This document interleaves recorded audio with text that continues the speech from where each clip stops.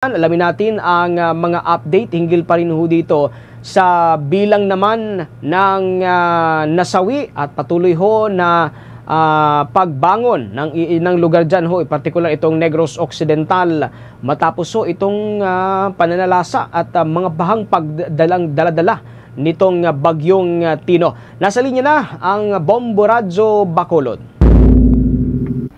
Umakyat na sa 49 ang na-report na namatay, samantalang 52 naman ang missing sa lalawigan ng Negros Occidental dahil sa Bagyo Tino. Kahapon, idineklara na ng provincial government na isa sa ilalim sa state of calamity ang lalawigan dahil halos buong Negros Occidental ay naapektuhan ng bagyo.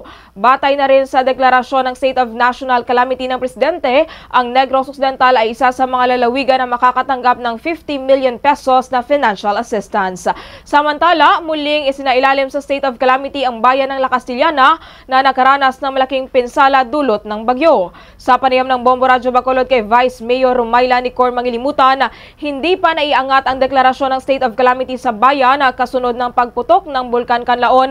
Ngunit sa ngayon, ito ay muling isinailalim sa state of calamity dahil naman sa bagyo. Ayon dito, maliit na lamang ang budget ng bayan at mas dumami pa ang dapat na tulungan. Naniniwala ang Vice Alcalde na ilang araw lamang sila makakapag-provide sa mga biktima ng bagyo dahil paubos na ang kanilang budget.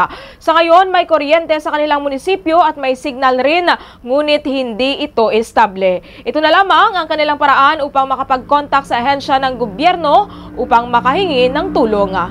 Kung sa pagkain lang at saka mga resources natin, especially sa water, alam na po ng lahat na 'di ba sa Kanlaon pa lang wala na pong budget yung quick funds fund natin at then wala pa po tayong kuryente and then all the water sources ng bayan is affected and then there are some areas na okay naman po yung water but in agricultural side naman na report 13 barangays were so affected.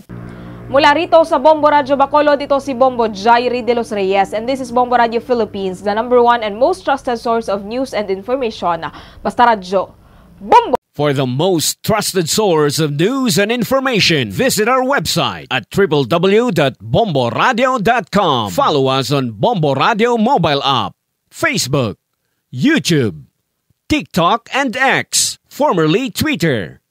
Like, share, and stay connected. Anytime, anywhere.